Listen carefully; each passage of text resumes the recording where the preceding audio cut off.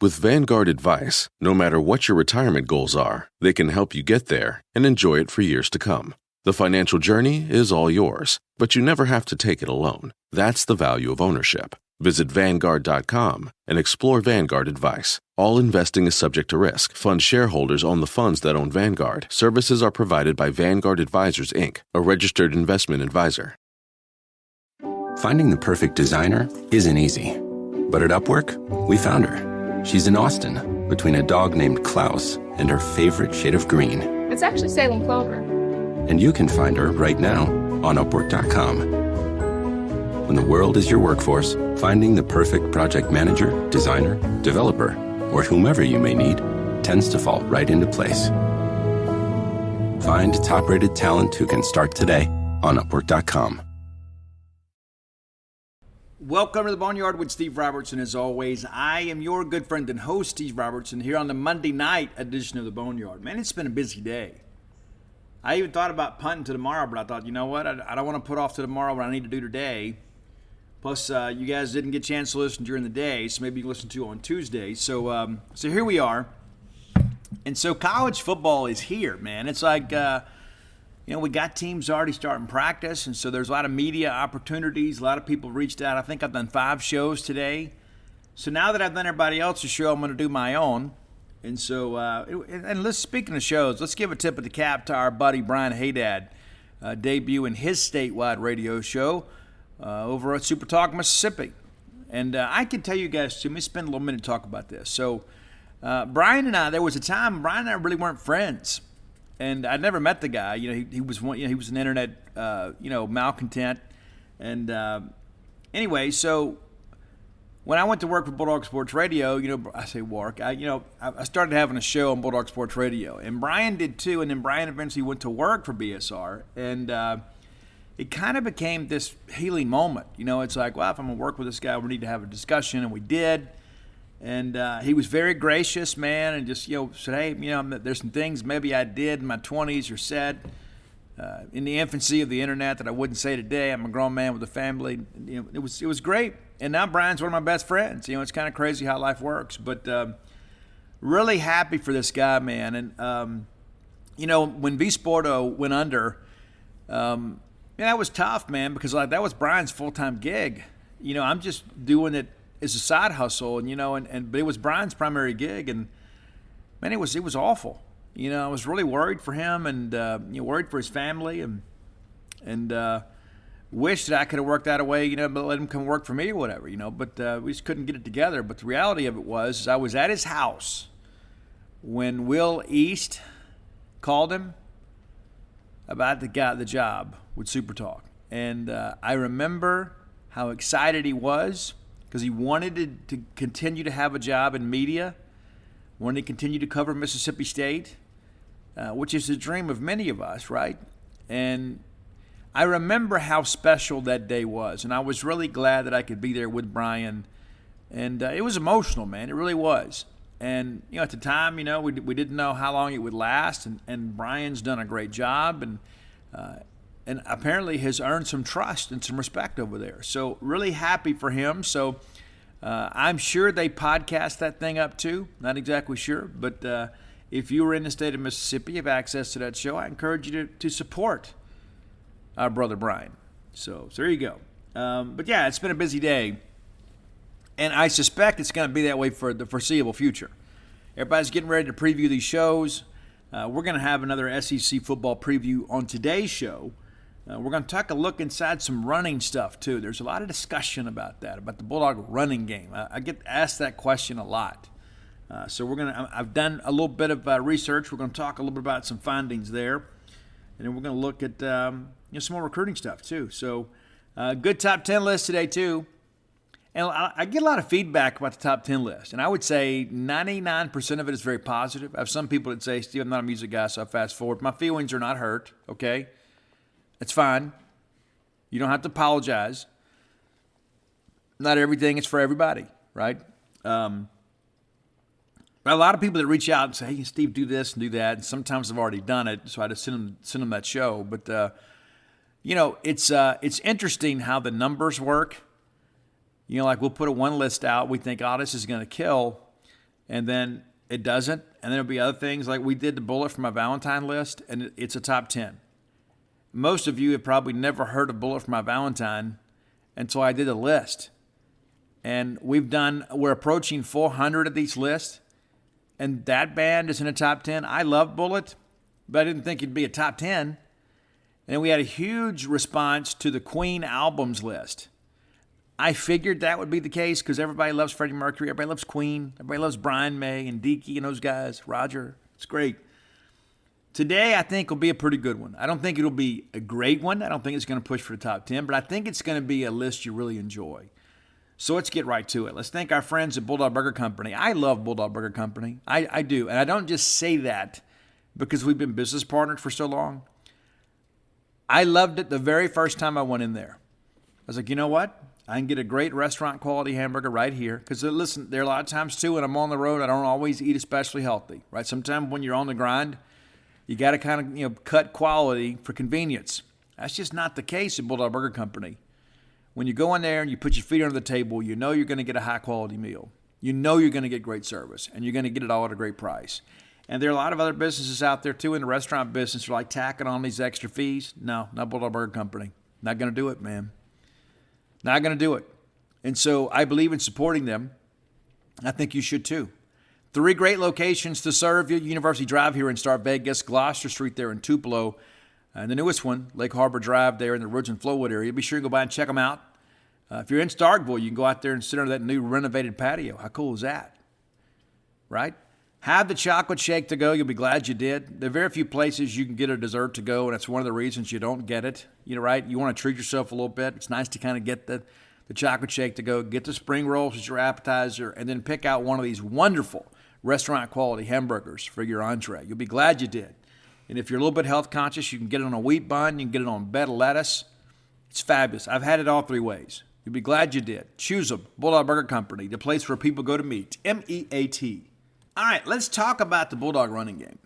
And there are a lot of questions about this and a lot of concern about this. Now, the first thing that I'm going to tell you, and this is a reality you need to kind of come to grips with, we are never going to have a, quote, balanced offense under Mike Leach. Just not going to happen. We didn't hire the guy that engineered the air raid to run a balanced pro-style offense. At Mississippi State, we got to be a little bit different. That's just the reality of the neighborhood in which we live. If we can't go run the Alabama offense with Vanderbilt talent and expect to get LSU-type results, we got to be different. I think you always got to have an offensive-minded coach at Mississippi State. We've had years past, we've had some defensive-minded coaches, and we struggled on offense. We'd win some games every now and again, but it wasn't sustainable. We've got to be offensive-minded, in my opinion. There are others who disagree, and that's okay. My feelings are not hurt if we don't agree on every single thing. But I think we have got to be a little bit gimmicky at times on offense as a program. And that is in no way throwing shade at Mike Leach and his scheme in any way. But we've got to be a little bit different. And I think we're different on the defensive side of football too, but that's a story for another day. And I read these comments in the Facebook groups, and you're like, oh, we got to run the ball more, we got to run the ball. And so I agree to a point. To a point. Now, let's not forget the fact, over the course of the last 2 seasons, our 2 primary running backs have been underclassmen, right? People forget Colin Hill opted out after the Kentucky game. And so as a result, we had to start 2 true freshmen, Dylan Johnson and Woody Marks. Now, we're better for it today, but we took some lumps in 2020. Our best receiver in 2020, Jaden Wally, freshman. Our quarterback, Will Rogers, freshman. Now those guys are juniors. They got 2 years of SEC experience under their belt. But if you look at last year's numbers, when we were really successful in the red zone, it's when we successfully ran the football. Now, running the football, of course, is a team activity, right? It's not just an individual effort, right? You've got to block. Everybody else has got to carry out their responsibilities on play. It's not just as simple as, okay, let's just toss it out there and let a guy go make a play. Now, one of the things I want to caution you about, too, before we get in these numbers, we have some toss plays that we run and some shovel passes that are essentially running plays. But because of the fact that the pitch goes forward, it goes into the passing numbers. So the numbers, the running numbers, are not ever going to be tremendous at Mississippi State as long as we're running the air raid, but they're not quite as bad as the box score would suggest. I think it's important to understand. Like you read people and like, oh, I like that little wrinkle we did and we did that. Well, it's a pass. And I understand it's not an overhand pass, but it still counts as a pass. And so let's kind of get into some numbers here, because I think it's important to kind of look where we are, maybe how we can improve. Not that Mike Leach needs any of our approval to do anything, right? That's just kind of the reality of life. It's Mike Leach's offense. He needs to run it the best way that he knows how. He doesn't need to conduct a Twitter poll of our fans to decide what should happen. It just shouldn't work that way. I don't think there's any question. Now, trust me, there would be plenty of voters if he did. Pretty crazy. All right, so let's take a look. Last year's running numbers. We were never a great running team, but we still got good production out of the running backs. Make sense? Because that's how it's going to be, kind of moving forward. And so, team statistics last year, Mississippi State had just 10 rushing touchdowns. 10. That's pretty crazy to think about, right? We played 13 games. We only had 10 running touchdowns. And I think our inability at times to run the ball effectively in the red zone certainly impact that. We had 2 against Louisiana Tech in that big comeback. We didn't have a rushing touchdown against NC State, even though we still dominated the game. We had a rushing touchdown against Memphis. We didn't have a rushing touchdown against LSU. We didn't have a rushing touchdown against Texas A&M. We didn't have any touchdowns against Alabama. We had a rushing touchdown against Vanderbilt. And then we have 3 against Kentucky. That particular night was one of our most successful nights as a rushing offense. We only ran for over 100 yards twice on the season as a team. Against Kentucky, we ran 94 yards on 35 carries. So a very, very big commitment to the running game, the 35 carries, a season high for the Mississippi State offense. So in that situation, it wasn't like we just abandoned the run. We ran it, and we just weren't especially successful. And that's kind of what that odd front that Stoops and those guys employs to stop the run first. And I know we kind of imploded up there 2 years ago. But last year, we were able to kind of go through them like a hot knife through butter. Against the University of Arkansas, we had a nice 69 yards rushing, no touchdowns.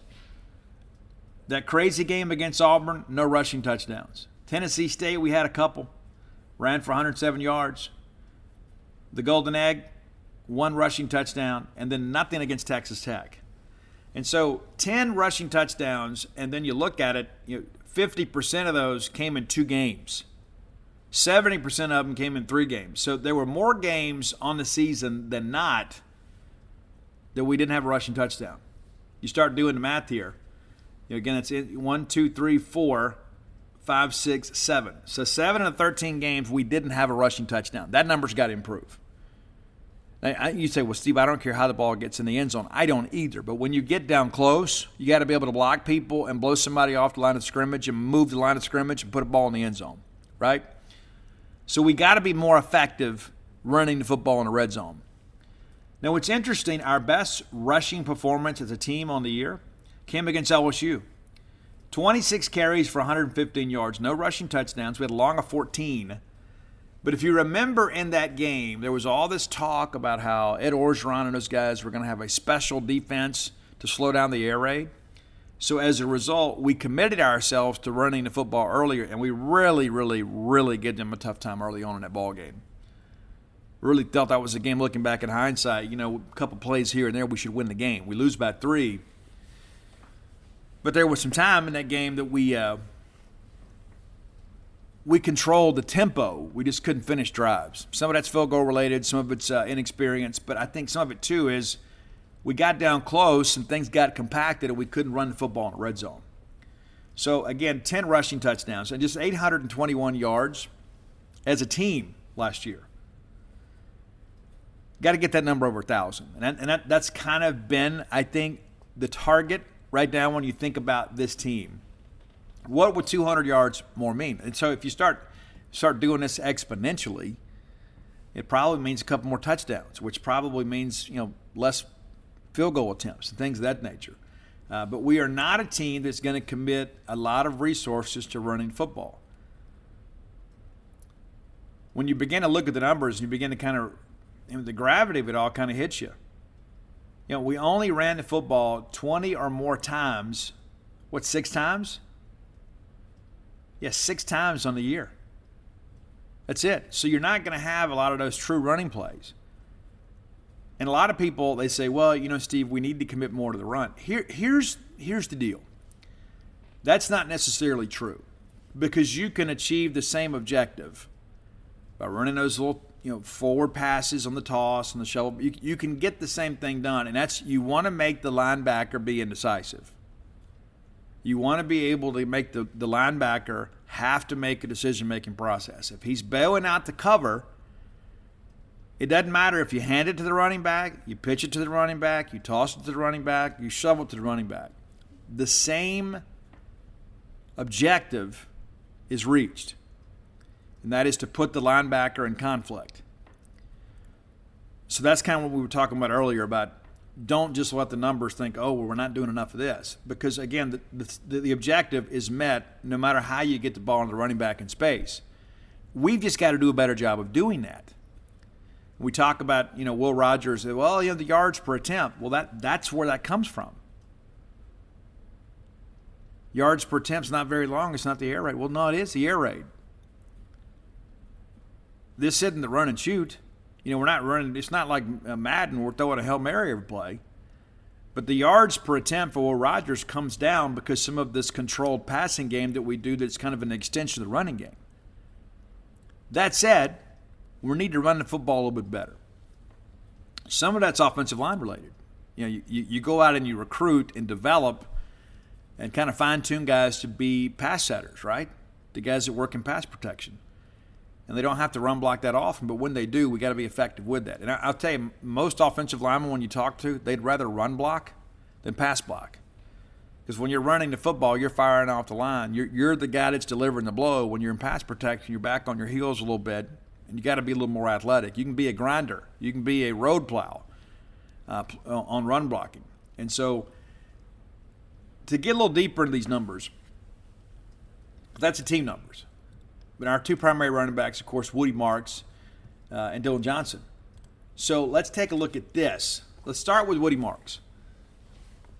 What if I told you that Woody Marks' longest carry of the year, longest run of the year, came in week 1? He had 12 carries for 71 yards, a couple touchdowns, and a long of 23. He only had 2 runs on the entire season that went 20 yards or more. Now, that in no way is a criticism of Woody Marks. That is a product of the system, right? Because everybody's dropping back into coverage, so people are off the line of scrimmage. They're willing to give you that 4 or 5 yard run, so you're not going to have that explosive run. And I read that all the time. It's like, oh, why don't we don't have these explosive plays? Well, that's just because how people defense us. But when I go through and look at this, there are several games where Woody gets single-digit carries. Played in 13 games, and 9 of the 13 games he had single-digit carries, and most of the time it was 5 or fewer. Now, this is a very physical runner, and he wasn't as a freshman. He had a little more wiggle as a freshman. He bulked up a little bit last year. How many times did you see him as a freshman in 2020 and really play him before he was ready? I mean, mentally, I know he was ready to go, like he was committed to the cause, but probably could have used a little seasoning. But he's thrust out there, does the best he can do. But how many times did we throw it out there in the flats to him and he couldn't make a guy miss or he couldn't power through a tackle? Well, last year, because of a new commitment to the weight room, he's absolutely powering through those tackles. There were some times last year I thought Woody Marks really delivered the blow. And over the course of a ball game, that takes its toll on a defense. And I think now that he's gotten a little bit stronger, maybe he picks up a couple more carries a game. Now, it's all about touches. I mean, Woody Marks is about to break the school record for receptions in a career. Last year he had 83 receptions. And I would submit that probably a quarter of those, part of this controlled passing game. Basically within a couple yards of the quarterback. Potentially more than that. It's not that we don't run the wheel route that often with him, right? And so we can achieve the same objective in many respects as far as what we want to do schematically with the controlled passing game. But I think sometimes guys like Woody Marks, guys that have kind of grown up carrying the football, they need to be able to do that themselves, not just because of the fact that it saves a little wear and tear on the offensive line, but also, too, I think guys just want to run football. Now, Woody knew kind of coming in here what things were going to look like. Of course, he was originally a commitment to Joe Moorhead, and he is, I think, thriving in our system, but I think there is a little more in the tank. I think we can probably utilize him a little bit more now that he's bigger and stronger and kind of understands the rigors of interior offensive line play. I think this is a guy that I think there is more available. And I think the more we feed him the football, the better he's going to be. And you say, well, Steve, we had all these touches last year. Yeah, he did. And he's going to have even more this year. I think the guy can be a real weapon for us. And I think that's another thing that's going to kind of help in kind of the development of the air raid is all of a sudden when you've got a guy like Woody Marks paired up with a corner outside and he powers through somebody and runs for 15, 20 yards, now all of a sudden we got to consider getting out of that drop 8. You take what they give you, but you've got to punish them when you have the opportunity. Let's look at Dylan Johnson. When you're thinking about heading back to school, you're not just a student. You're a student and a parent, a student and a caregiver, a student and an employee, often all at the same time. So you need a school that can support all those ands. A school to help offer the confidence that, yes, this is hard, but it's totally possible. National University is here to support the whole you. Career, family, finances, and even mental health. National University. Learn more at nu.edu. Finding the perfect developer isn't easy, but at Upwork, we found her. She's in Prague, between the ideal cup of coffee and a truly impressive synthesizer collection. And you can find her right now on Upwork.com. When the world is your workforce, finding the perfect project manager, designer, developer, or whomever you may need tends to fall right into place. Find top-rated talent who can start today on Upwork.com. Johnson's yards. And by the way, too, Jacquez Marks last year, 1,149 all-purpose yards. I expect that number to go up this year. I do. He helped out on kick returns last year, of course, late in the year. And that's one of the reasons that you saw his numbers kind of jump a little bit. I like that a lot. I like him running the football returns. He had, I guess, 3 or 4 last year over 30-yard returns. It'd be nice to kind of get that set up right. All right, let's look at DJ. I'm a Dylan Johnson fan, as I am a fan of Woody Marks. I think the guys make a great tandem. Known Dylan Johnson a little bit longer than I've known Woody Marks, but DJ, another guy too. We talk about the longer runs. Both of these guys had 7 games last year where they didn't have a run of 10 yards or more. 7 out of 13 games. Think about that for a second. Like, have you ever thought about that? That even with the fact that we've got the defense bailing out, we can't eat up that space in between and get a double-digit run? I mean, this doesn't happen very often. And Dylan Johnson, his season-long run, 32 yards, and that was a cutback against Tennessee State. He did have a 30-yarder against Texas Tech, and then had one against Auburn for 22. You probably remember that since State was putting the game away. And again, I think all of his big runs last year were on cutbacks. He has the ability to do that. He has good vision, but he only carried the football more than 10 times, one time all year, and that was against Kentucky, a game that we were truly committed to establishing the run.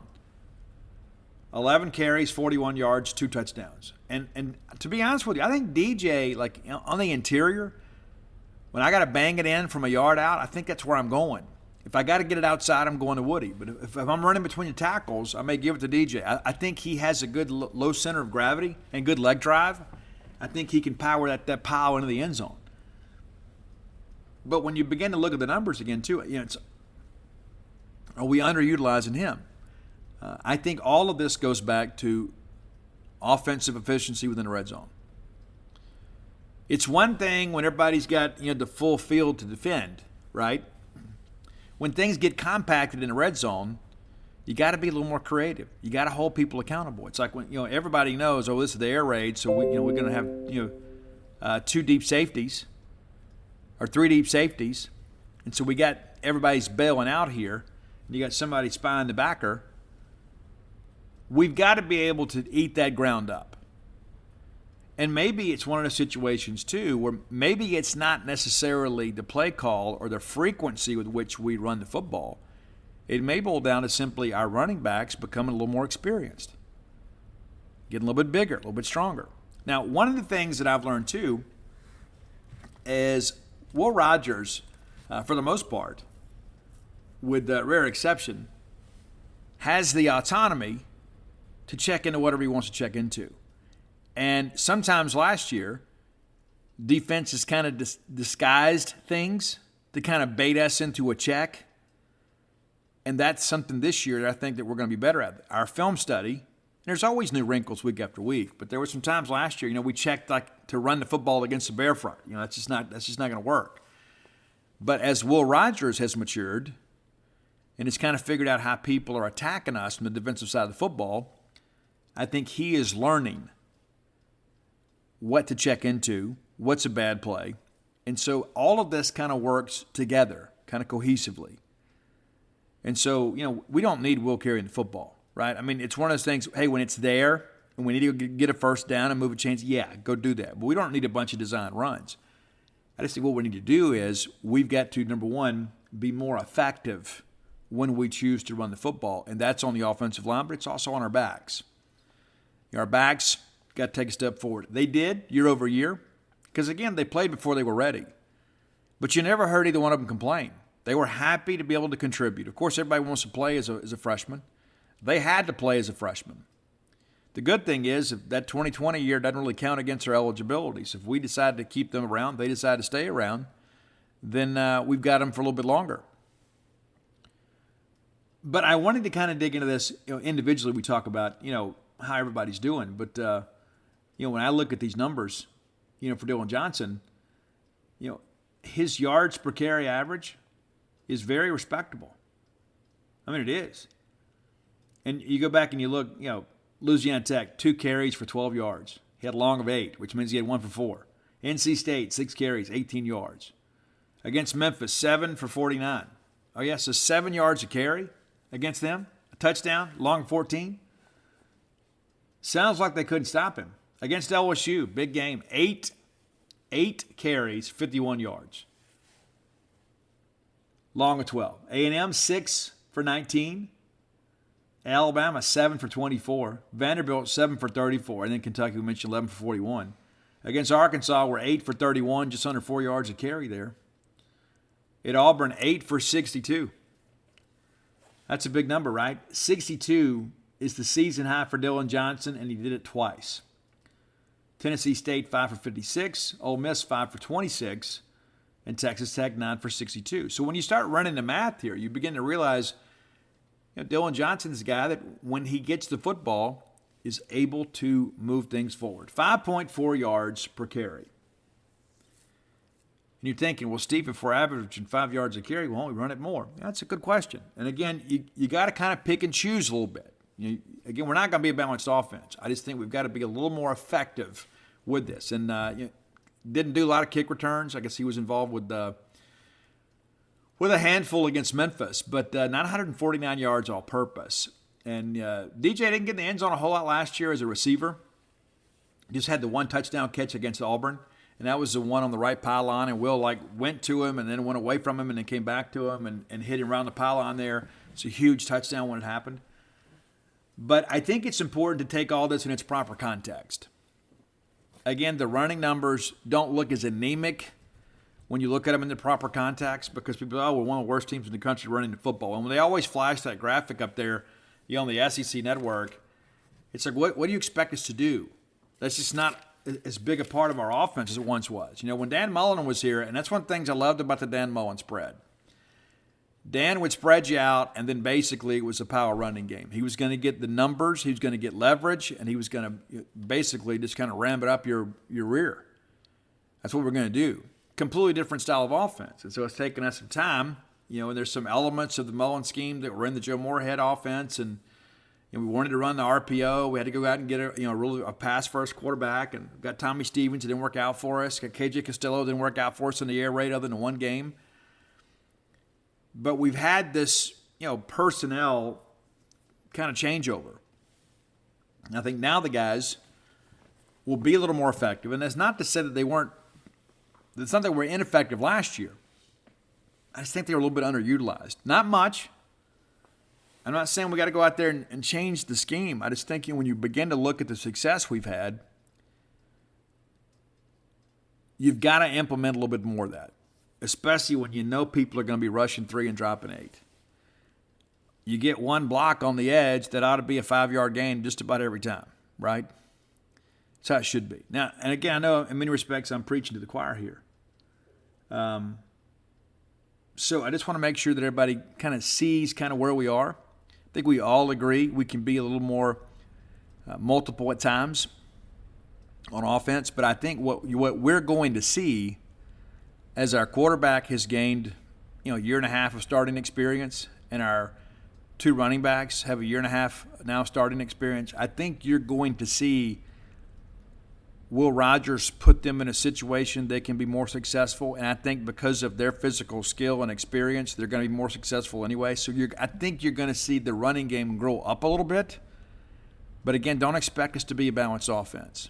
We're going to run to basically keep teams honest, but also, too, I think you're going to see a much bigger commitment in the red zone when it comes to the running game. I think we're going to spread people out the way Dan Mullen did, but we're going to attack them a little bit differently.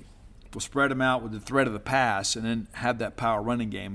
And again, that interior offensive line's got to really hold up for us this year. And I think in many respects the interior offensive line's probably the strength, but we're going to need Albert Reese and Dollar Bill and Percy Lewis and those guys to get up to speed sooner rather than later. So, again, that's a look at the running offense. And I thought you might be interested in those numbers. All right, time for today's top 10 list, brought to you as always by closewithblair.com. That's CLOSE with Blair, BLAIR.com. Blair Chandler. A friend of mine, a friend of yours, a friend in the industry. That's the mortgage industry. Maybe you thought, Steve, maybe it's time to refinance. Maybe you're waiting around to kind of say, what are interest rates going to do? Not exactly sure. Maybe you need to get some equity out. Maybe you've got some home improvements to do. Maybe you got a wedding to pay for. I don't know. Maybe you're putting a pool in. I don't know. I don't know what you're planning. But Blair can give you options. A guy that's been in the industry for 21 years. I don't care what kind of line of work you're in. If you've been successful in one industry in 21 years, you're getting it done, right? So tip of the cap to Blair and all of you that have been able to do that. Blair works at Fairway Mortgage, recently voted number 1 in customer satisfaction when it came to mortgage loan origination. Blair's also a closer, and coffee is for closers, and he drinks more than his fair share because he closes a ton of loans. Top 1% close ratio in the country. Not just Rankin County, not just Stone County, in the country. Licensed to practice in several states. Reach out to him today. It's not just a Mississippi deal. And Blair will be happy to serve you. Go to closewithblair.com to learn more about him, or contact him directly at 601-500-2344. Again, that's 601-500-2344. And if you mention to him that you heard about him on the Boneyard, he is going to pay for your appraisal. That's a great value. Just by being a Boneyard listener and partnering with our friend Blair Chandler, you're going to be able to save some money that may not be available to you anywhere else, right? And that's because Blair wants to keep it in the family. Season ticket holder, has a place here in Starkville, season ticket holder in multiple sports. So you're doing business with a friend. Again, that's closewithblair.com. All right. Man, it feels weird to say this. We're going to go back 40 years. And say, Steve, the 80s again? Yes, because here's the deal. Music, rock music specifically, was really in transition at the time. Rock radio was a little bit different back then. We were beginning to see kind of the infancy and the forerunners of heavy metal. Black Sabbath had already kicked Ozzy out. Ozzy was already a solo artist. Iron Maiden, AC/DC. So the forerunners kind of the OGs, if you will, of heavy metal, were beginning to kind of make some things happen. And I think that's important to kind of go back and look at the transition. This is before the Sunset Strip exploded. It's before Rat and Motley and Guns N' Roses and Poison and all those bands kind of ruled the West and eventually the world. And so I wanted to go through this because it is a very, very diverse list in many respects.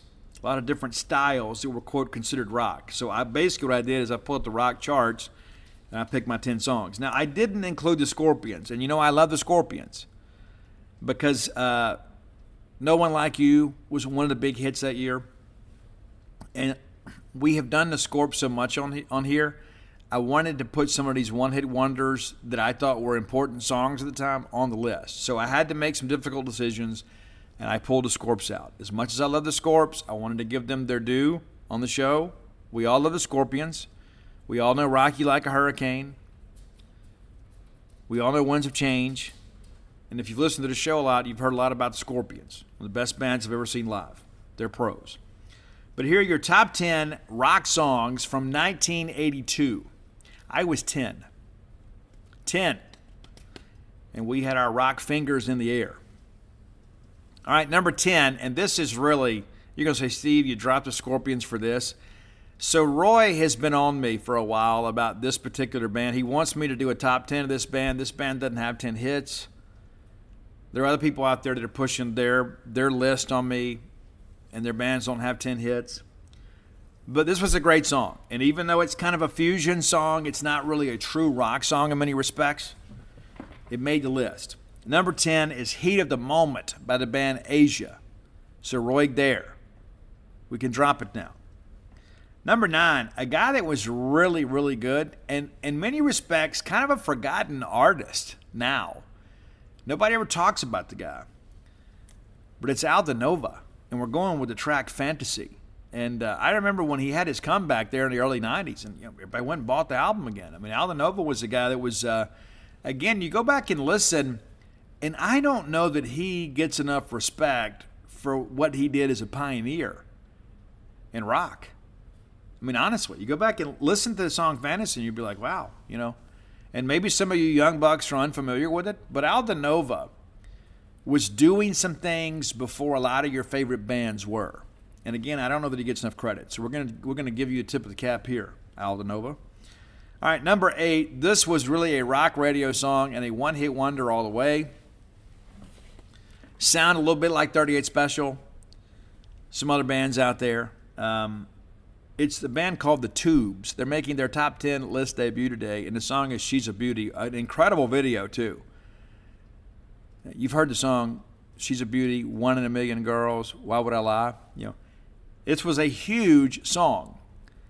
And while it didn't really fit the direction that rock music was going in America, at the time it was a huge radio hit. It was really more pop rock, and so you got played on pop radio. And it was in the infancy of MTV, and so it was a huge song from a band that, you know, didn't have a lot to hang their hat on. But that's a song, even to this day, you still hear on the radio. Number 7, a guy that is very instrumental in American rock, and I would submit to you, was a metal artist and then joined a classic rock band during their heyday. I'm talking Sammy Hagar.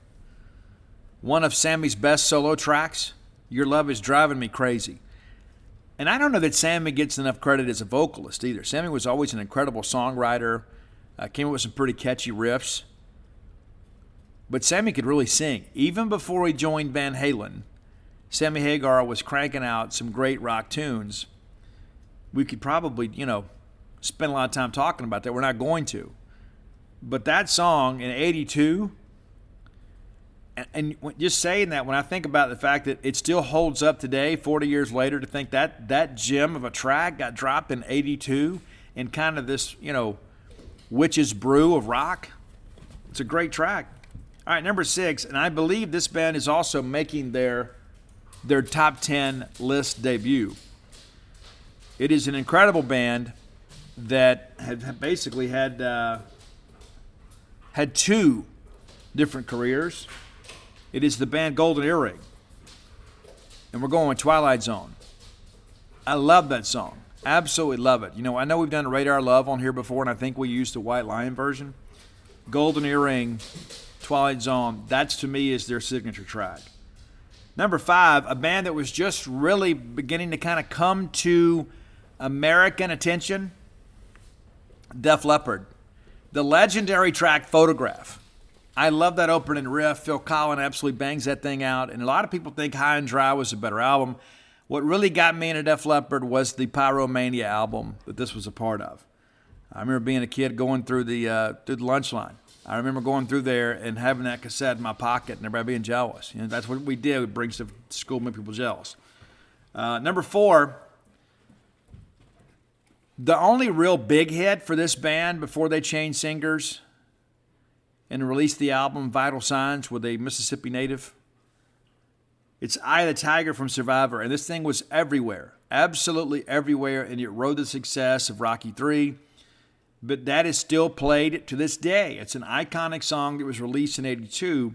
And I think you go back, and these songs, with rare exception, are songs that have stood the test of time. They weren't just part of a trend. They were part of a great collection of rock songs 40 years ago.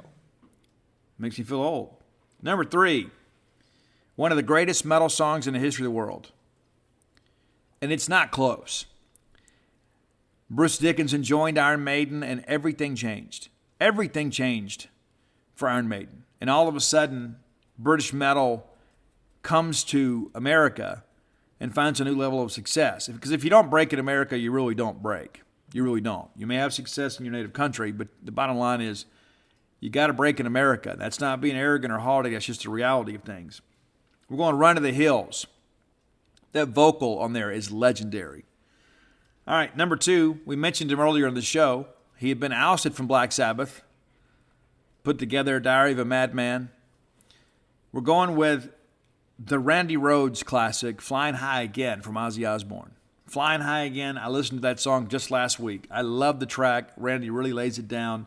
I still contend, and I will die on this hill, the Jake E. Lee years of Ozzy's career was the pinnacle of his career. The absolute pinnacle, when Ozzy kind of ruled the world. Randy, tragically, died too soon.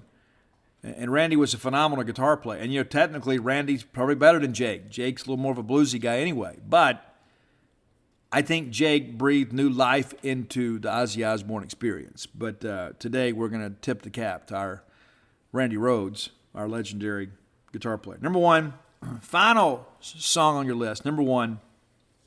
And this is another band that's had some success with 2 different singers.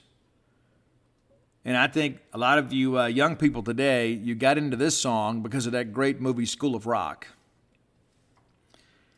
It's For Those About to Rock, We Salute You, from AC/DC. If you've been to a rock concert in your life, chances are they played this on the PA when everybody was waiting for the band to start. One of the great rock songs, and again, contribution to American metal thanks to the boys from Australia. And they ended up hiring Brian Johnson. Things changed, but the delivery remained the same. Still cranking out great tunes. So there's your top 10 rock songs from 1982. Hope you enjoyed that list. I think that playlist will be a lot of fun to listen to. If you have ideas for the top 10 list, reach out and let me know. Better yet, hit up Roy on Twitter at Dogmatic67. That's DAWGMATIC 67. He'll put you on the list, and eventually we'll get to you. So if you've got a request in and I haven't got to you yet, what we're going to do on Wednesday, I'm going to let Roy pick one from the list, and then we'll knock that one out. So I'm not going to have any say in that. We'll just let Roy go through and say, hey, let's do this one. We'll do that one. All right, this segment of the show brought to you by Campus Bookmart. You know Campus Bookmart well, and if you don't, you should. Campus Bookmart, an outstanding place to do business, a Starkvillian institution run by Bulldog fans, for Bulldog fans. They know exactly what you're looking for, the most extensive selection of Mississippi State merchandise, perhaps in the state, if not the known universe, right here in Starkville. When you're in town, go by and see their smiling faces. The lovely, talented Susie, Miss Kathy Brown, Miss Pam Minyard, the whole crew there will treat you like family because in their minds you are family. If you can't make it to town and want to support a local business, we encourage you to do so. Go to campusbookmart.net, and by being a loyal Boneyard listener, we'll give you a phrase that pays, and that is BSR, which stands for Beautiful Steve Robertson. That gets you free shipping on all orders over $50. Any order less than $50, absolutely incomplete. Okay, let's take a look at the Auburn Tigers. Really bad end of the year last year. Let's recap that while we have a few moments here. It's a wild time over on the Plains. They pursued a termination of Brian Harsin last year. Pretty crazy stuff out there. A lot of rumors, a lot of innuendo. Apparently that could not be substantiated because he remains their coach. That said, there are some people at Auburn that tell me that as a result of some of that there are some families, some prominent Auburn families that are not contributing to NIL. That's an issue, to say the least. So let's look back at last year. Auburn opens the year with a 60-10 win over Akron, and then a 62 win over Alabama State. And everybody's like, man, look at this offense. Things are going to roll. They go to Beaver Stadium and University Park and lose to Penn State 28-20. A good game. Difficult to go on the road and win in the Power 5, especially at a program like Penn State. Really big home field advantage there. They bounce back and they beat Georgia State 34-24. You may recall, Georgia State should have won the game. Georgia State led pretty much throughout. Auburn was gifted a completion that gave them a first down that led to them taking the lead late, and then a pick six puts it away. Georgia State, in many respects, was robbed of that game. Then Auburn goes down and beats up a pretty beleaguered LSU team at that time. Mississippi State's the last team to play LSU at full strength. So the rest of the SEC should thank us. Not that their own ineptitude wasn't an issue down the stretch, but there was some injuries suffered during that game against Mississippi State. But Auburn wins 24-19, and that's the best win, really, of them on the season, I think, with maybe one exception. We'll get to that a little bit later. They then lose to Georgia 34-10. The game really wasn't competitive. They do win in Arkansas. And I think in hindsight, that's probably the most impressive win because Arkansas was a good team last year. Bo Nix had an incredible game, who's now at Oregon, to beat Arkansas 38-23. And it was a very back-and-forth game until Auburn finished up strong. The bye week, they host Ole Miss, who had a really good year last year. Auburn wins 31-20. And that's, 4 out of 5 there. You're thinking, okay, well, things are okay. Well, then the bottom falls out. That Ole Miss win was the last one on the season for the Tigers. They travel to College Station, put up 3 points, lose 20-3. Then, of course, the Mississippi State miraculous comeback. They lose 43-34 after having a huge lead at the half. Then they go to South Carolina. They lose 21-17. That just not going to happen. Again, I talk about this South Carolina team, and they've become so trendy. It was a fluke. I'm just telling you. They got a Auburn team that lost its way, and they got a Florida team that basically quit on Dan Mullen. That's 2 of their wins to get them bowl eligible. I thought they were staring 4-8 right in the face. I won't be surprised if South Carolina has a losing record this year. And then they get up off the mat and should have beat Alabama. Auburn, of course, loses 24-22 in 4 overtimes. And then they limp into the Birmingham Bowl and lose to the Houston Cougars 17-13. That's your Auburn season. 6-7 overall, 3-5 in the SEC, and they lose 5. And of course, what's incredible is there are 3 SEC wins: LSU, Ole Miss, Arkansas. All 3 of those bowl teams. And Arkansas and Ole Miss really having good seasons last year. So it's kind of fluky, right? You look at it and say, it doesn't make a lot of sense. And to be fair about it, if they lose that Georgia State game, they may go in the tank a little bit earlier. So let's look at some numbers from last year. Bo Nix, of course, the straw that stirred the drink, and he has the broken ankle against Mississippi State. And as bad as we were on defense at times last year, we were a very physical defense. Bo Nix plays in 10 games, 61% completion ratio, 2,294 yards passing, 11 touchdowns, 3 picks, QBR of 130. TJ Finley kind of played in relief, and there was a lot of discussion he was going to be the dude because he led them in the comeback against Georgia State. 9 games, 54.7% completion ratio, 6 touchdowns, and then the 1 pick there. Finley, of course, will battle with former Texas A&M quarterback Zach Calzada to be the starter. I would give the edge to Calzada. I think he is the better passer, even though Finley is the better athlete. Probably see a package for both guys. Now, Tank Bigsby, the running back there, first-team All-SEC selection this year. This Auburn running game should be very good. Should be. Tank Bigsby went into the portal, withdrew from the portal. I like Tank Bigsby's game. I wouldn't say he's as shifty as Spiller from A&M was. I think he's more of a power back, more of a one-cut runner. But they do have some similarities.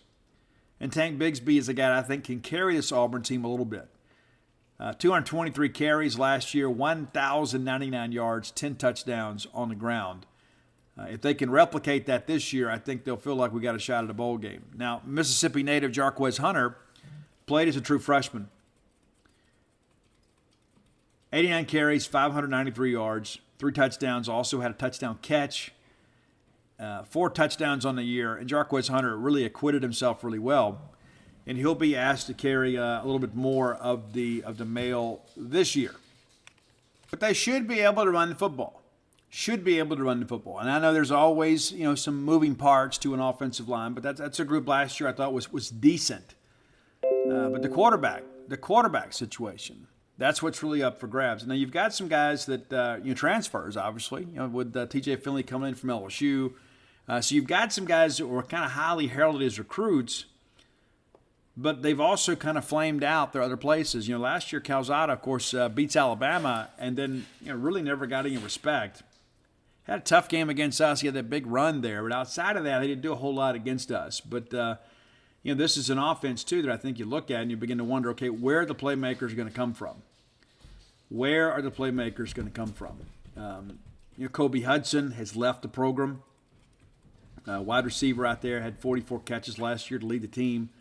Not a lot of receptions last year. Not a lot of guys out there put up big numbers. Shedrick Jackson had 40 catches and 1 touchdown, and Demetrius Robertson 37. And so the Auburn transfer portal, the wire, people leaving the Auburn program, there were a ton of guys that left that program.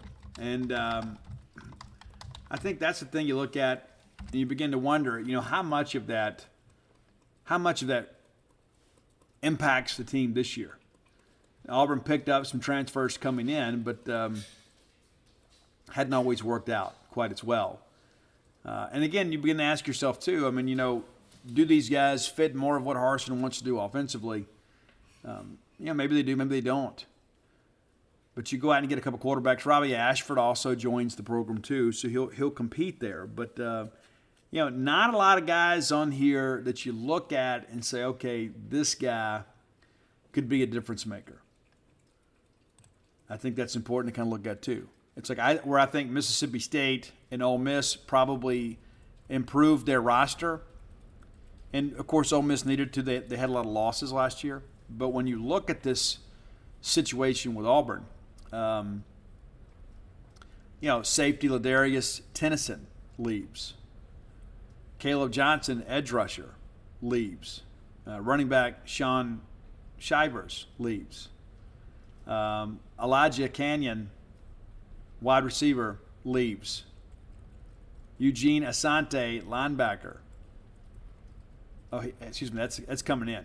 I'm kind of reading this as we go. They do add DJ James, cornerback out of Oregon, a former Mississippi State commitment and an Alabama native. Perhaps he gives them a little bit of a boost there. Offensive lineman Tashawn Manning leaves and heads to Kentucky. Of course, we mentioned Bo Nix heads to Oregon. Ironically, Oregon also the player to be named in that trade is defensive lineman Jason Jones. Will make the move from Oregon to Auburn. Florida State, Amani Harvey, his high school team was the Seminoles. He's now headed to Georgia Tech. Dre Butler, defensive lineman, leaves Auburn, heads to Liberty. Kobe Hudson, wide receiver, of course, leaves for Central Florida. Nick Curtis, a linebacker, leaves. Robbie Ashford making the move in. He was the guy, too, that Mississippi State recruited. Also comes over from Oregon. Drashawn Miller, a cornerback from Auburn, another guy that hits the portal. Defensive lineman Daniel Foster Allen heads for South Alabama.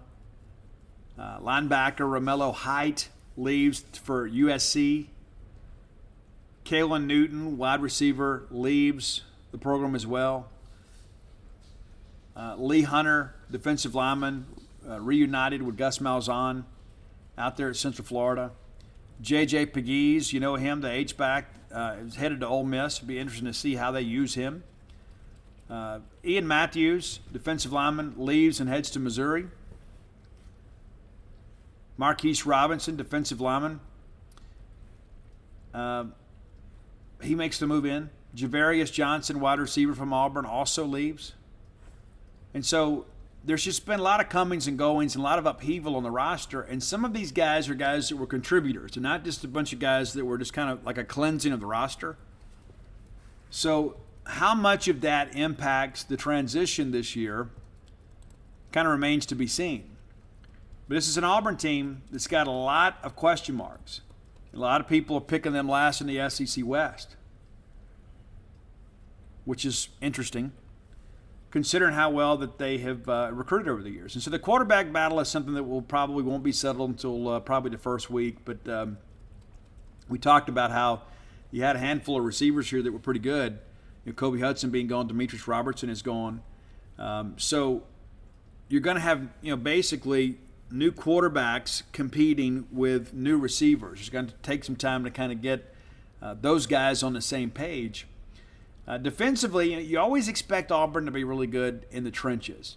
There's just not a lot of offensive superstars on this roster outside of Tank Bigsby where you look at and say, okay, if they get into a game where they've got to lay the hammer down and score some points, where's that going to come from? So they're going to have to win some things on defense, and that's where Derek Hall comes in. Derek Hall, a Mississippi native, one of those things that still kind of irritates you, right? Guy that should have been in maroon and white. He's not. Having a good career, represented Auburn at the SEC Media Days. Now, when you look at this linebacker group, and it always seems that we're talking about it talks about, linebackers. When you think about Auburn, they always seem to have some guys. But there are some guys that are back, but there's not, Smoke and those guys are gone. So there's not a lot of the discussion about this Auburn linebacking crew. Do they have potential? Yes. But when you look at this and you begin to realize that the transfer portal and some other issues have really impacted this roster in a negative way, at least on paper, you begin to think to yourself, is this the end of the Brian Harsin era in Auburn after just 2 years? And and I believe that's the case. I think Auburn is going to struggle this year. I don't think that they got a lot of offensive firepower, no matter the scheme. I don't think you can win without having some stars at receiver. And I don't know that they consistently have quarterbacks that can deliver the pass the way that it should. And then you look at defensively, they should be strong up front, but they're just kind of a no-name defense in many respects outside of Derek Hall. So let's look at the schedule. The Mercer Bears, that should be a W. San Jose State Spartans should be a W. And then they host Penn State at Jordan-Hare. So they open up the season 5 straight home games. You need to win all 5, I think, if you're Auburn, and I don't know that you can. I think maybe you can win 3. I think they beat Mercer. They'll beat San Jose State. I think they lose to Penn State.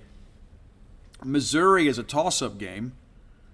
Missouri's defense is so bad last year. Who knows what to expect this year? And then they get LSU coming in. And I just think LSU, from a talent standpoint, should out-talent them. So let's give them the benefit of the doubt, beating Missouri, and we'll say 3-2 with that 5-game stretch, which means that at some point you got to get some road games in, right? A couple of tough ones right after that LSU game. They go to Georgia. That's a loss. They go to Ole Miss. That's a toss-up, because who really knows what these teams are looking like? But if I'm calling it today, here on August 3rd, I got to give Ole Miss the edge. They're playing at home. Toss-up games tend to favor the home team. Then you get the bye week, and then you host Arkansas. Okay, I think that's a loss too. And now all of a sudden you realize these guys are chasing the season. Then you got to travel to Mississippi State, a team that absolutely shredded your defense last year. There will be a lot of confidence on the Mississippi State side of things. And then you travel to then you host Texas A&M. When you begin to look at this thing, like when you look at the month of October, we talked about getting through the first 5 weeks, maybe with a 3-2 record. I don't think they win again until they play Western Kentucky. So that gives you 4 wins heading into the Iron Bowl.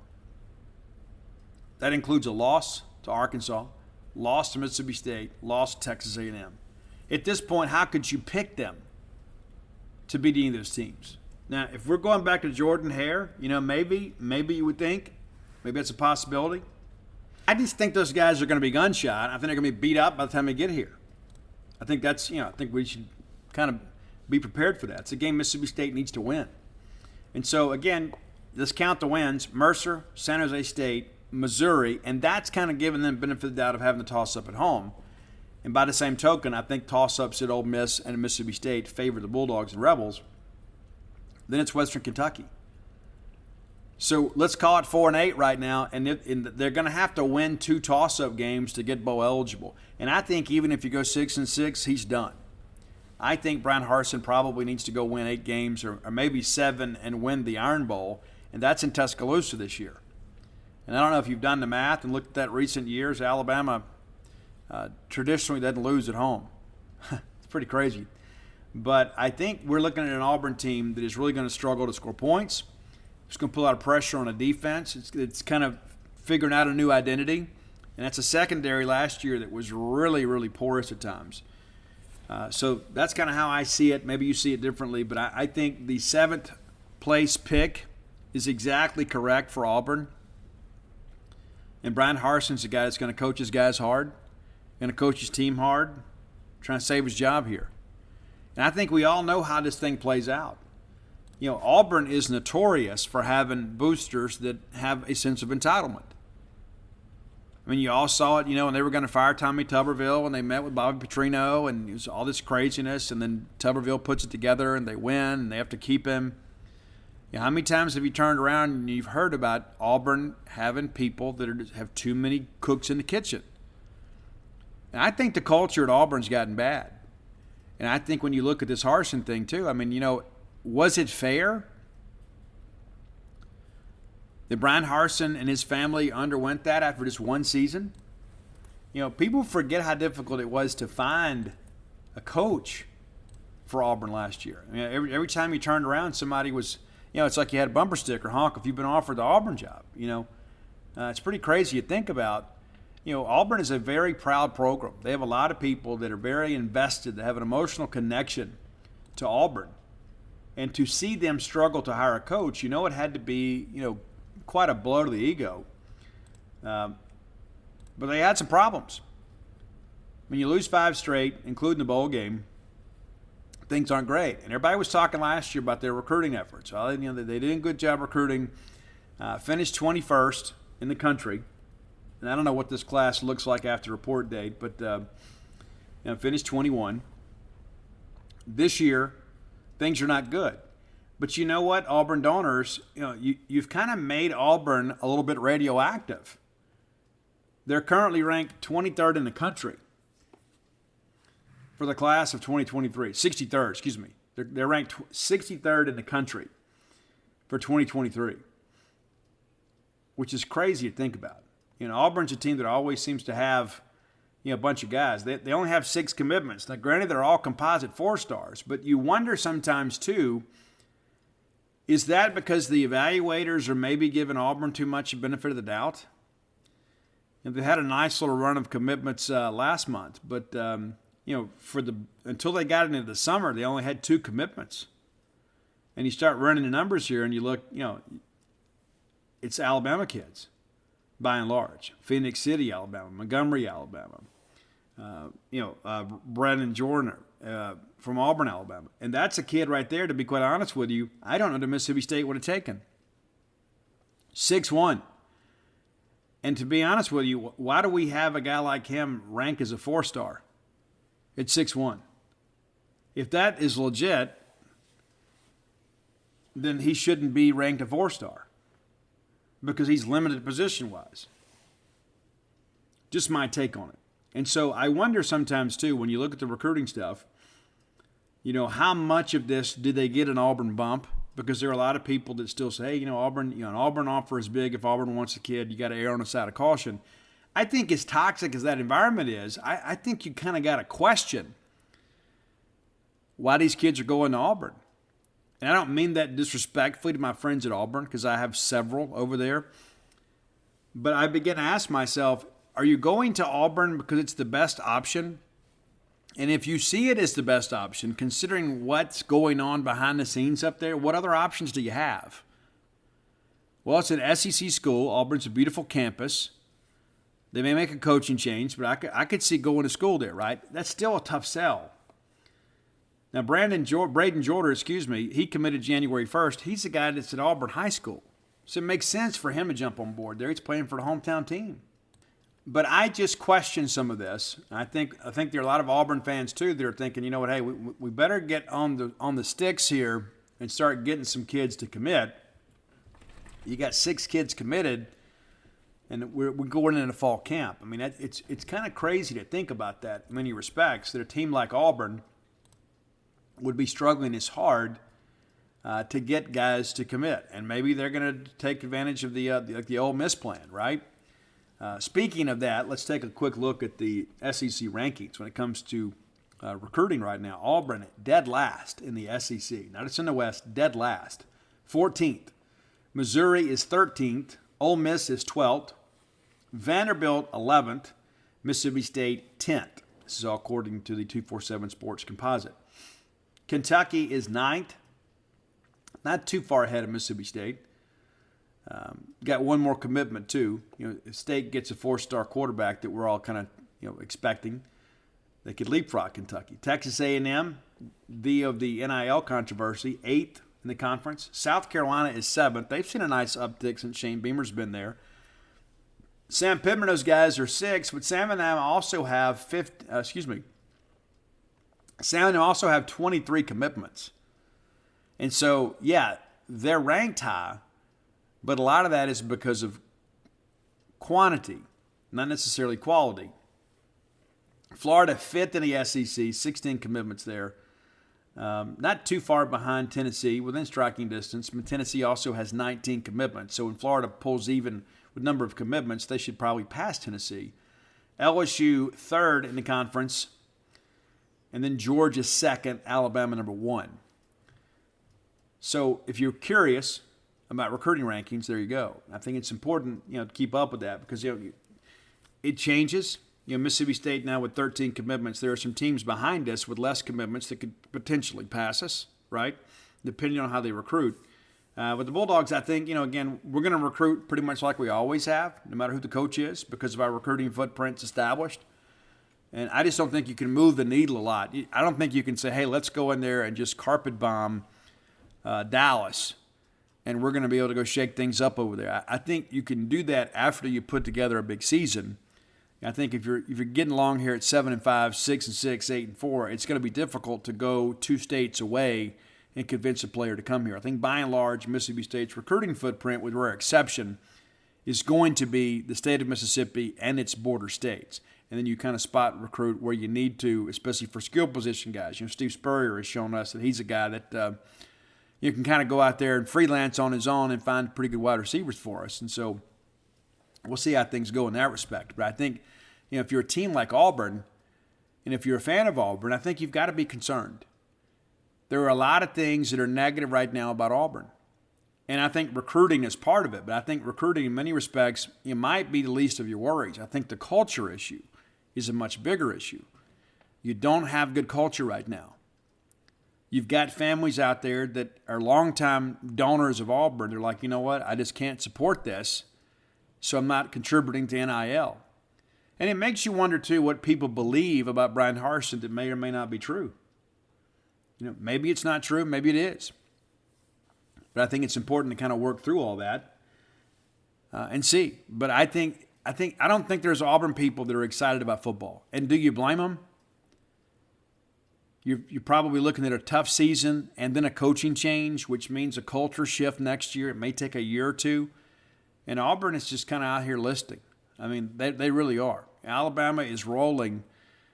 And Alabama gets to enjoy their season and the fact that Auburn appears to have lost some real direction and probably facing another coaching change this year. It's amazing what's happened to Auburn, though. It really is. And, one of the things that I've always felt, there's a certain level of kinship between Mississippi State and Auburn, as land-grant schools. And I think that's interesting. I think that's we've had to deal with, Ole Miss's arrogance, and they've had to do it even worse because Alabama actually has won some things. Can you imagine being an Auburn fan right now, living through this? I mean, honestly, it's miserable to think about. Yeah, you go back several years here, Brian Harsin, of course, replaces Gus Malzahn. And the Gus departure was not a tidy undertaking either. You remember they beat us, and then he got fired. And he took a job at Central Florida. But Gus was a guy, too. We always talked about the Gus bus, right? All aboard the Gus bus. We go 8-4. And that's the thing, you look back, Gus was there as the head coach from 2013 to 2020. He had double-digit wins twice. Of course, in 2013, they played for a national championship, and they lost to Florida State. And then from there, it just all fell apart.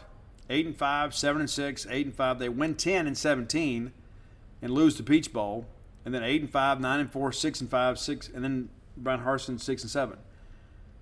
So you begin to think Alabama recruits nationally, and surely they're cherry picking their home state, but where's Auburn getting players, and why aren't they winning more? You go back to Gene Chizik. You remember what a bad hire that was on paper. They go 8-5, and they get Cam Newton. Then they go undefeated in 2010 and should have lost to Mississippi State. And then 8-5, 3-9. It's like the guy catches lightning in a bottle. And then Tommy Tuberville, of course, had some really good seasons at Auburn. But, looking at Tommy's tenure as well, just 2 seasons of double-digit wins. And he was there from 1999 to 2008. You remember, that's the old Pine Box story, right? Well, he's replacing a guy, too, Terry Bowden. Terry Bowden comes in, they win the SEC that first year. They were ineligible, but they go 11-0 and finish 4th in the country.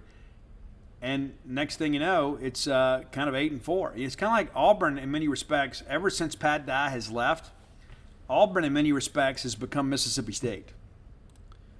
And I know Auburn people wouldn't want to hear that, but that's the reality of it. Auburn is basically Mississippi State with a better recruiting footprint and a better pedigree in that respect.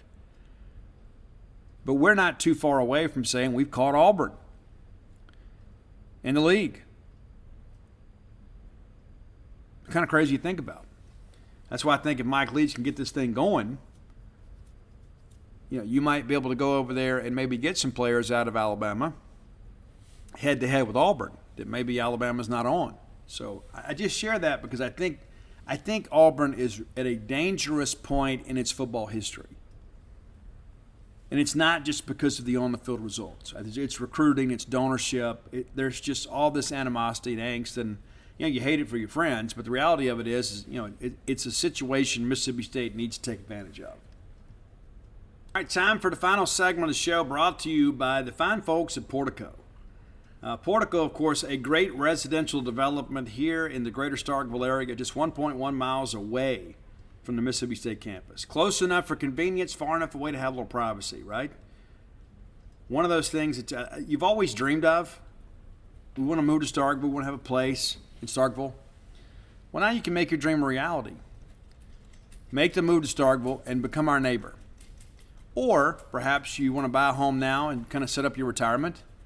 Or maybe you just want a home away from home, a place to be your ballgame weekend retreat. Portico can feed any of those needs. You can start with a 2-bedroom, 2-bath home, go all the way up to a 4-bedroom, 4-bath home. You'll be glad you did. Great construction, great development, and again, very conveniently located at campus. Let me give you Brooks Bryant's phone number. Brooks is part of this great group, and again, 601-416-8075. Again, 601-416-8075. They can get you lined up. Phase 1's completely sold out. Phase 2 under construction. They've got some homes under construction now. A couple of those are custom builds, and so if you have some specific needs, you can let them know, and they can kind of build that house to spec for you. Pick out your lot. Still some room out there for you to do that. So if you've been thinking about moving to the greater Starkville area, look no further than Portico. Make Portico your next move. All right, a lot of speculation about Chris Parsons right now. I'm just going to tell you what I've learned, okay? Talked about it a little bit a couple days ago, but things still appear to be trending in the right direction. Chris and his family are taking a very measured approach to this. It was his dream to play at Florida State. That is not working out. Now, some have wondered if Florida State wouldn't double back now that Brock Glenn has committed to Ohio State. I am told that that bridge is burned, that there's no going back, that both sides, Florida State and Chris Parsons, are both looking in opposite directions. Now, Chris committed very early, helped them recruit other players to join him at Florida State. They had made a commitment to him that he was going to be the only quarterback in his class. That's why he committed early. It was a dream for him, and he knew that he was going to be the guy in his class. I don't begrudge any quarterback for having those thoughts, especially when they tell you that. So I think, again, it's important to give the kid a little chance to make a move here. There's been some discussion about Texas A&M. I don't know how serious that is at all. I know they're in the process of trying to flip a quarterback commitment from USC. And anytime you hear A&M nowadays, you think, oh, there's NIL money here. I'm certain there would be, especially for a quarterback, right? But A&M has not really made a strong advance towards Chris. Virginia Tech tried to get involved with him. Of course, they already have a quarterback committed, so you wouldn't leave one situation. Well, I'm leaving Florida State because I don't want to be part of a 2-quarterback class to go join another one. It would make a lot of sense. You just, if that's the case, you just go to your dream school, right? So we don't expect Florida State or Virginia Tech to be a real player. I apologize for that. We had somebody come in, but here's the deal with that. A&M has not really cranked things up yet. I'm not saying that State's going to get this kid by default by any stretch of imagination, but those, like Texas A&M is like one of the only teams out there that really scares me. Does that make sense?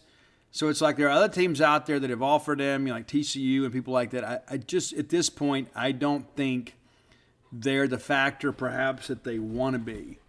I think it's important to kind of take that in context too, because Chris Parsons, his mother's parents live here, and they can share in the experience. And of course, the grandparents went on the visit. It was an unofficial visit, but they went. They were a part of that. Their first time to see Mississippi State football up close and personal from behind the scenes standpoint. Mom got a chance to see it for the first time. Dad's been here before. They've been around, but the bottom line is, this is not a courtesy deal when you get the whole family over there, right? Why would you go bother your grandparents just for that reason? You say, well, Steve, maybe they're big Bulldog fans, and maybe they are. And if they are, then that's another benefit for Mississippi State. So again, I still expect Chris Parsons to pick Mississippi State. When does that happen? I can't really tell you. I checked with a good source yesterday, and I said, you know what? He hadn't set a firm time frame for a decision. They're in football practice right now and everything else. He's still in contact with Mississippi State on a daily basis, still talks to Mike Leach multiple times each week. And I understand that he's been very open about everything. And I think this is going to be one of those situations, too, where the fact that Mike Leach is so selective at quarterbacks, that it makes the kid feel really special. And when you look at the fact that Florida State, in his mind, betrayed him and made him feel like just another guy after he had been loyal to him. I think that's the best approach. I think Leach being involved and making this kid feel like, you know what, hey, we handpicked you. We've only offered, 8 quarterbacks this year, and we think you're one of the best 10 quarterbacks in the country. This is why we offered you. Whereas Florida State's out there saying, well, we liked you, Chris, and thanks for the commitment, but we're going to go chase Brock Glenn too. And I remember Lamont Parsons, Chris's dad, was quoted as saying in some social media, I think it was Twitter space or whatever, that's the problem you have. It's like going to a bar, and instead of focusing on one date, you're out there flirting with everybody, and you go home with nothing. So it's ironic what's happened to Florida State. They commit to Chris Parsons and then say, we're not going to take any other quarterbacks. Well, then they go chase Brock Glenn, and then Brock Glenn goes to Ohio State, and Chris Parsons is now decommitted. So now what do you do if you're Florida State? Well, that's not our concern. As long as they don't double back on Chris and find some way to mend the fence, I don't really care who they recruit, right? Do you? And it's interesting, too, when I think about what's happening with Florida State, is I think they're butting heads of Mississippi State too much on the recruiting trail. You can say, Steve, well, what do you mean by that? Florida State should not be recruiting on the same level as Mississippi State, and that is in no way a slight or a self-loathing comment about our program.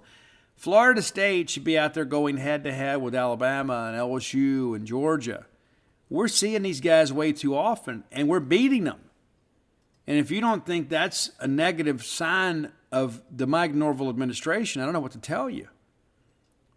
We beat him head-to-head for Charles Cross. He ends up being a first-rounder, right? Then Hunter Washington transfers over here. It's like there's all this Florida State stuff back and forth. They took Jerrion Jones and Fabian Lovett, and Fabian Lovett's had a good career over there. Jerrion Jones really hasn't done much.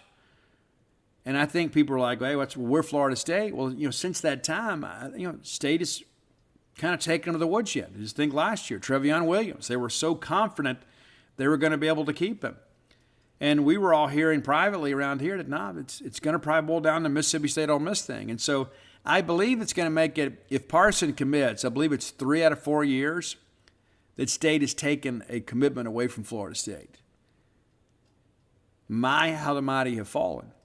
And maybe the flip side of it is maybe Mississippi State is now recruiting at a higher level, even though the rankings may not always reflect that. Because by and large, our recruiting class is going to be comprised of Mississippi kids, which is often an under-recruited and undervalued state. Despite the fact that I believe we have the second highest number of NFL players per capita in the country. So we'll let it continue to play out. And I think Parsons, the guy, too, is going to bring some people with him, maybe 1 or 2 receivers. And that's something to kind of watch too. But Mississippi State's all in. They haven't offered other quarterbacks. They haven't made the mistake that Florida State did. It's going to be a 1 quarterback class for us, but we've targeted one guy, and we've really kind of zeroed in on him. For a while it was Brock Glenn, and then once things began to go south between State and Brock Glenn, then and only then did we offer Chris Parsons. And I think that is something, too, that Mississippi State can use. It said, hey, listen, we wanted you, but you were already committed to Florida State. We had zeroed in on him, and then once you became available, we shifted gears here. We shifted off Brock and got on to you.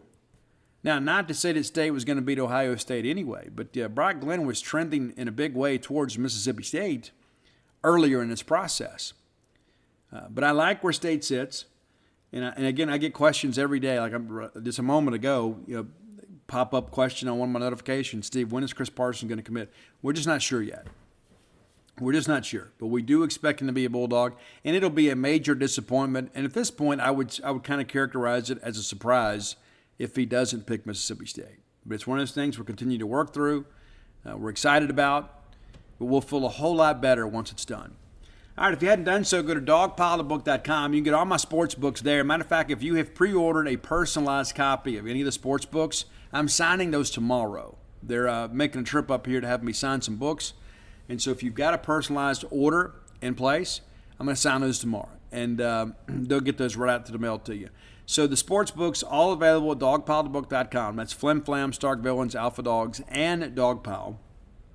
Bloomsville, Leander, of course, you can still find through your great bookstore, but also to Amazon.com, BarnesandNoble.com, BooksAMillion.com, also available as an e-reader.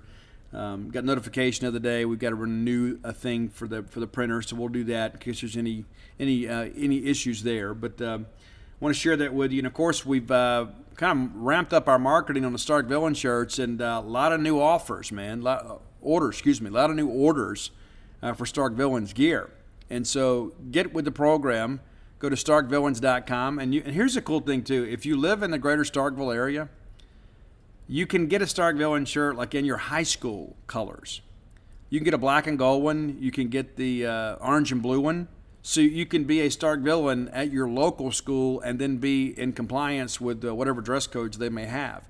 We did that on purpose, right? The black and white one's what I wear most of the time when I wear them, but you can get them in maroon and white, get them in black and gold, get them, a multitude of colors. And it's not just a T-shirt, too. I mean, there's some other things out there. You can get shirts with the foil on it. I mean, there's just a lot of options. They've done a great job getting the Stark Villains gear together. So don't just kind of think, oh, well, I already know about that. Go to StarkVillains.com, check it out.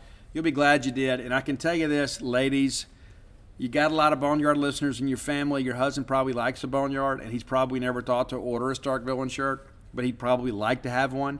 So if you want to order him one, I don't think he would mind. Again, at StarkVillains.com. Looking forward to Friday, man. We'll be at a camp Friday, so we'll preview some things on Friday, another SEC preview too. I am eager to get out there at practice and see the Bulldogs in action again. We wrapped up spring, felt pretty good about where things stood, and of course we had the crazy weather that forced a spring scrimmage indoors. But I'm eager to see these guys in team drills, and especially some of the newcomers, to see how they have maybe advanced since we saw them back in the spring. Guys like Trevion Williams, of course, will have an opportunity to see them in action too, and that's a young man we expect to play this year. So looking forward to Friday's show, but until then, let's all live our lives in a way we make more friends than enemies, and people can see a difference in the way we live. With Vanguard Advice, no matter what your retirement goals are, they can help you get there and enjoy it for years to come. The financial journey is all yours, but you never have to take it alone. That's the value of ownership. Visit Vanguard.com and explore Vanguard Advice. All investing is subject to risk. Fund shareholders own the funds that own Vanguard. Services are provided by Vanguard Advisors, Inc., a registered investment advisor.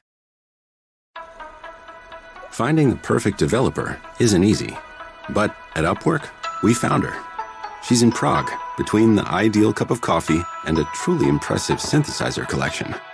And you can find her right now on Upwork.com. When the world is your workforce, finding the perfect project manager, designer, developer, or whomever you may need tends to fall right into place. Find top-rated talent who can start today on Upwork.com.